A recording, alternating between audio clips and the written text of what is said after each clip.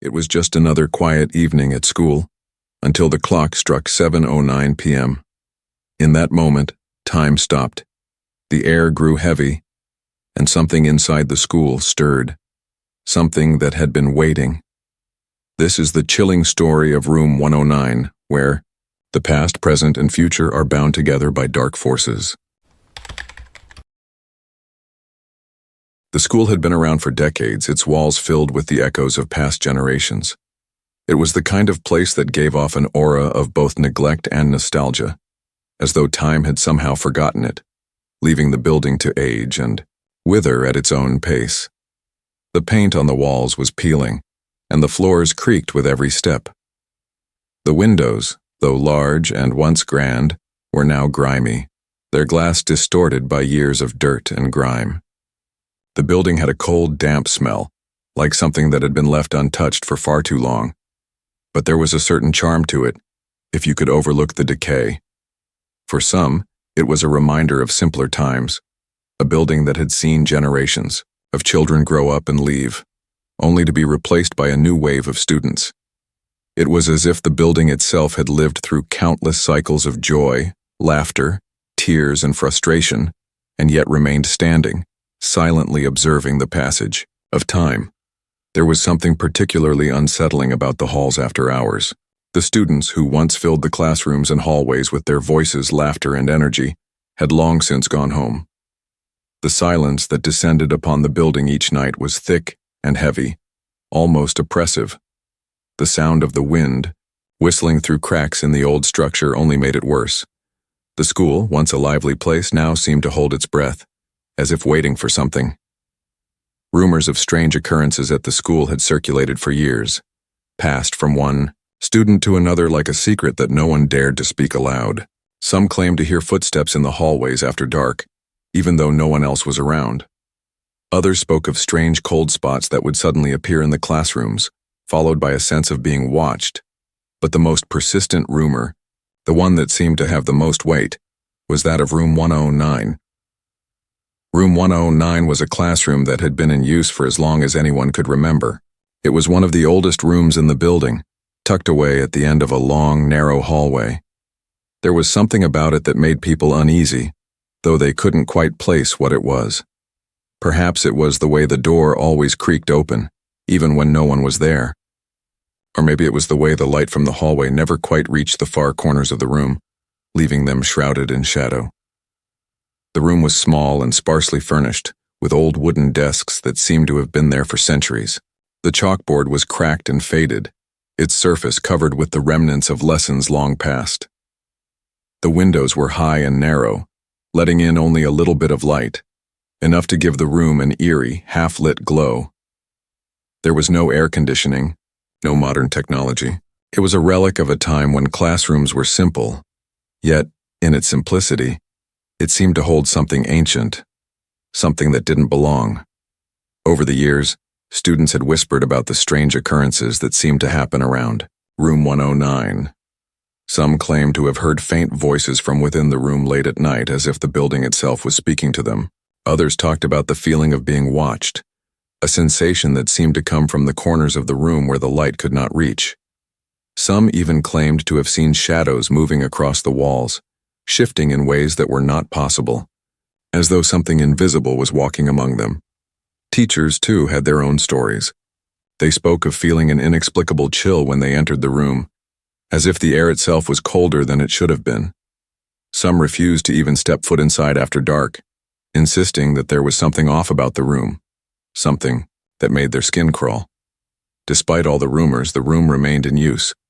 No one could say for sure why the administration didn't close it off or renovate it. Perhaps it was a matter of practicality, or maybe the rumors weren't as well known as they seemed.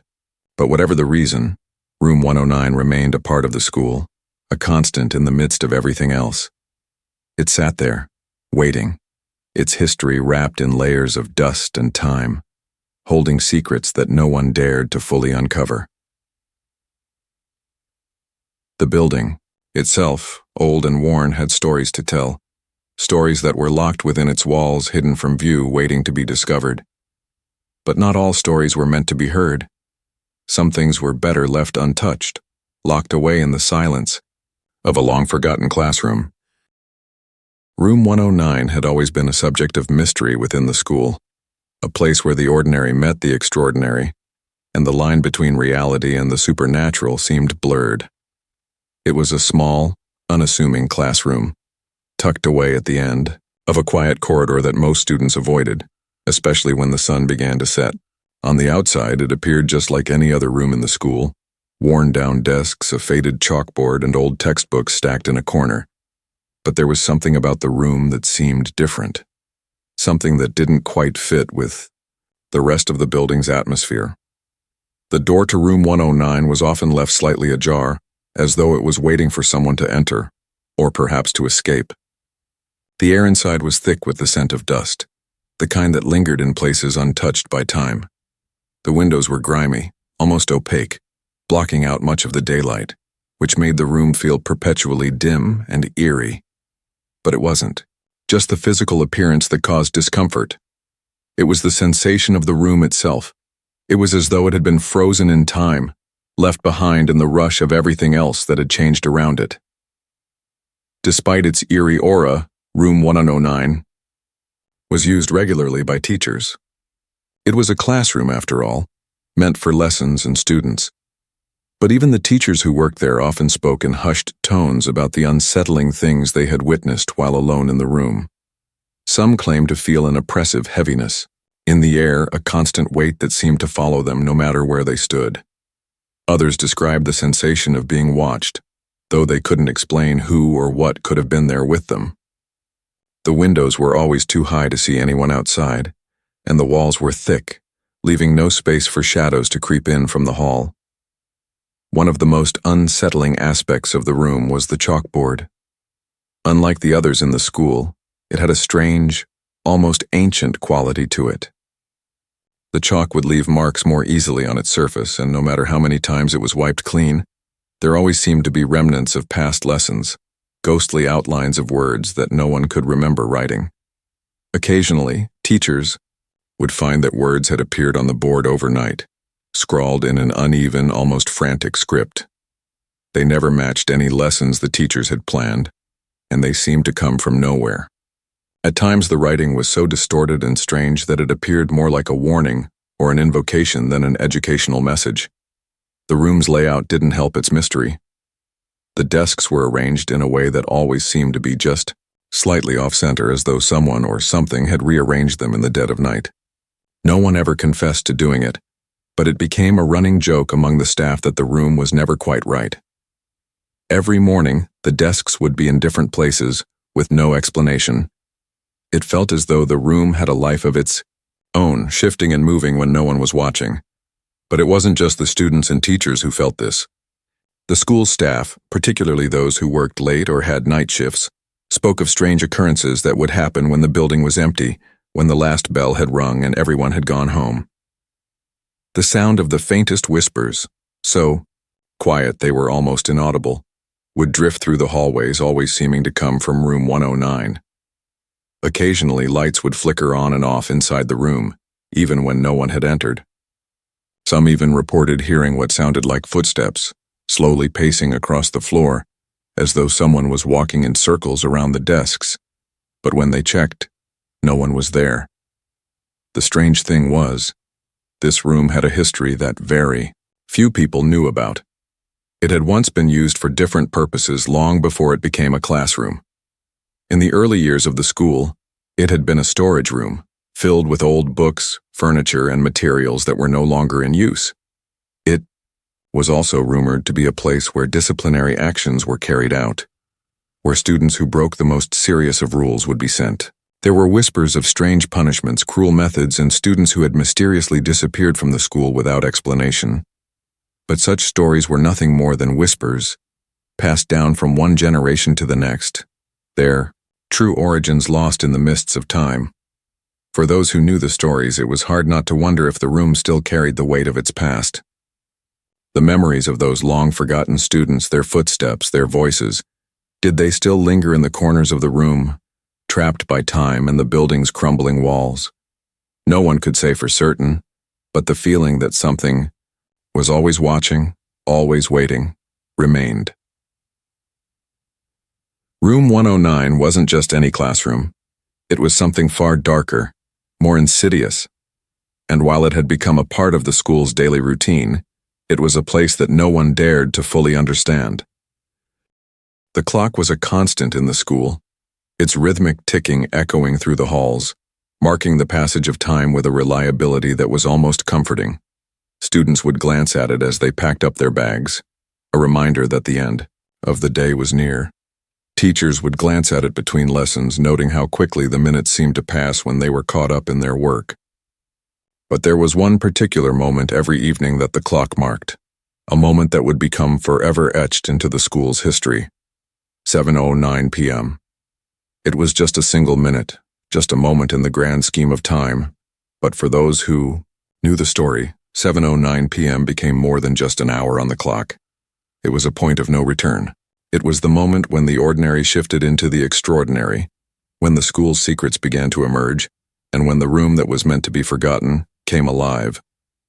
No one knew exactly why this time, 7:09, held such significance, but it became the point at which the strange occurrences began. It was almost as though the clock had its own mind, its own will, and at 7:09 p.m. it would stop time itself. The school, once quiet and peaceful, would take on a different energy, one filled with dread. It wasn't immediately obvious to the casual observer, but for those who had witnessed it, there was an undeniable connection between the exact moment the clock struck 7:09 and the events that followed. Students who had stayed behind after school, for extra work or to finish projects, often spoke of the strange stillness that came over the building. It wasn't just the usual evening quiet. It was deeper than that. A silence that seemed to stretch and hang in the air like a thick fog, making it difficult to breathe, difficult to think. The ticking of the clock, which normally seemed so mundane, would suddenly feel louder, more insistent. It would tick and tock, each sound sharp and piercing, echoing through the empty halls, as if counting down to something inevitable. At 7:09 p.m., the atmosphere in the building would change. Some students claimed they heard the faintest of whispers, voices carried on the wind that didn't belong to anyone they knew. Others reported seeing things out of the corner of their eyes, shadows that didn't make sense, figures that seemed to flicker in and out of view, always moving just beyond reach. The temperature would drop too, a chill seeping into the walls and floors, settling over everything like a heavy blanket. And all the while, the clock would continue to tick, relentlessly marking time. One night, the janitor, who had been working late to clean the school, noticed the odd behavior of the clock for the first time. It was almost as if the building itself knew it was time for something to happen. He had been pushing his mop along the floors, the rhythmic swish of it the only sound breaking the silence, when he heard the ticking. The clock, hung high on the wall in the hallway, seemed to tick louder than usual, almost mocking him as he worked. When the clock struck 7:09, something shifted in the air. The janitor froze. He couldn't explain it, but he could feel the temperature drop around him, the hairs on the back of his neck standing up. He had always been alone in the school at night, and he was used to the strange creaks and groans that came from the aging building. But this was different. The very air seemed to thicken, as if something was pushing against him. He could hear footsteps echoing down the hall, his own, he assumed, until he realized that they were moving in time with his own steps, as though someone was walking just behind him. He glanced at the clock again. 7:09 p.m. The second hand had stopped moving, and the room around him seemed to freeze in place. It was as if time had bent, holding everything in that precise moment, suspended. He took a step forward, but his foot felt heavy, as though the floor itself was resisting him. He moved again, this time more carefully, looking down the long hallway towards room 109, as though something was drawing him there. At 7:09 p.m., the school seemed to exist in a parallel state. Time moved forward, but it was distorted, stretched in ways that couldn't be explained. The air hummed with an electric tension, as though the building was holding its breath. The janitor couldn't understand it. He had spent years in this building, but he had never felt anything like this before. Every instinct in him told him to leave, to flee the school and never return.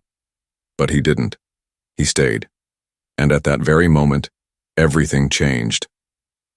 The clock continued to tick, its hands slowly moving forward. But 7:09 p.m. had already passed, and yet the feeling in the air remained. The building once again seemed to hold its breath, waiting for something else, something more. It started as a sound barely noticeable at first. A soft tapping, faint enough that it could be easily mistaken for the random noises that accompanied an old building. The creak of the floors, the hum of pipes shifting, the wind brushing against the windows. But over time, the tapping became more distinct, more rhythmic. It started to occur at certain times, when the building was empty, when only the janitor or a lone teacher remained behind to finish their work. At first, no one could figure out where it was coming from. The tapping was soft but persistent, echoing through the empty hallways like the sound of fingernails against wood. It was always in the distance, never near enough to be pinpointed. Some believed it was just the building settling, but those who were there late at night soon realized it was something far more unsettling. The tapping didn't come from the walls or the floors. It came from the air itself, as though something or someone was tapping on the very fabric of the room. The whispers came next. They weren't loud, but they were unmistakable. They seemed to linger just at the edge of hearing, like voices in the wind. There was no pattern to them, no discernible rhythm. They came in waves, faint and ghostly, whispering words that no one could understand. Sometimes the words were soft and comforting, almost inviting. Other times they were sharp, urgent, as though something or someone was trying to get the attention of anyone who could hear. It was in room 109 where these sounds were most prevalent. Teachers who had stayed late to prepare for the next day often claimed to hear the tapping first. It would begin softly, then grow louder, as though someone was knocking on the door from the other side. The whispers would follow, faint but unmistakable. They were always just beyond the threshold of comprehension. Never clear enough to make out the words, but still powerful enough to send a chill down the spine of anyone who heard them. One evening, as the clock struck 7:09 p.m., the janitor stood, still, listening. The tapping had started, and this time it was different. It wasn't the soft tapping he had heard before. This was louder, almost frantic, as though something inside room 109 was desperate to get out. He walked down the hallway, his footsteps muffled by the thick carpet, and found himself standing before the door to the room. He reached for the handle, but as his hand touched it, the whispers grew louder, clearer. It was no longer a whisper. It was a voice, unmistakable and urgent. It called his name. The chalkboard in room 109 was not like any other chalkboard in the school. It was worn, its surface marked with years of use, the smoothness of its original black fading into a dull gray. The chalk dust never seemed to settle properly, always lingering in the air, as if the room was perpetually covered in a fine layer of powdered memories. It was a relic, a piece of the past that never seemed to be replaced, and with it came a strange sense of something ancient, something out of place. But the chalkboard held more than just marks from lessons long forgotten. Over the years, students and teachers alike had noticed something peculiar about it. It was as though the board had a mind of its own, a will that transcended the lessons it was supposed to hold. No matter how much the teachers scrubbed it clean, no matter how often they erased the old notes and equations, something always remained.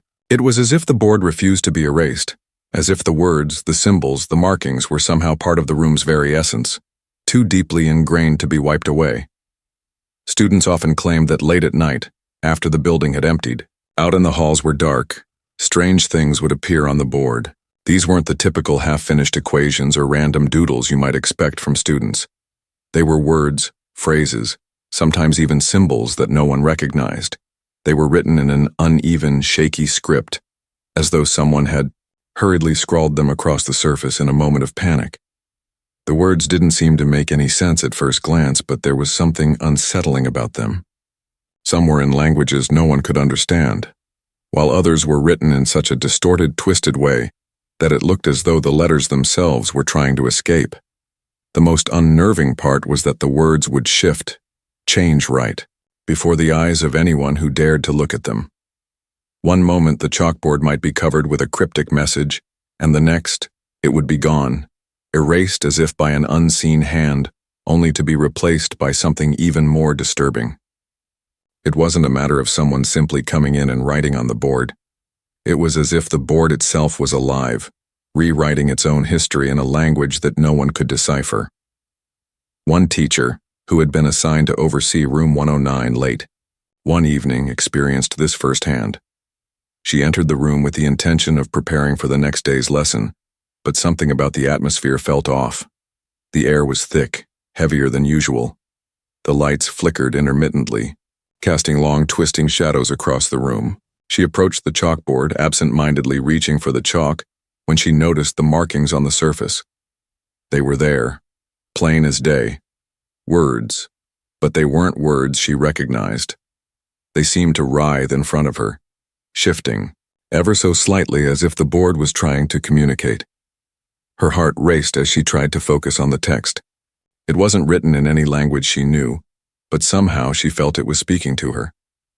The letters moved, some fading away as others appeared in their place.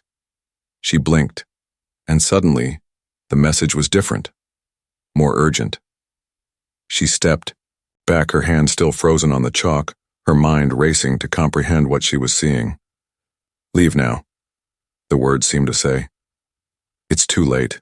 Before she could react, the board wiped itself clean, leaving no trace of the strange markings, but the feeling lingered, heavy in the room.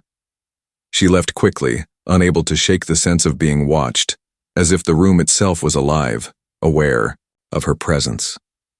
From that night onward, no one dared to remain in room 109 alone for long. The chalkboard had spoken, and its message was clear. Some things were better left untouched.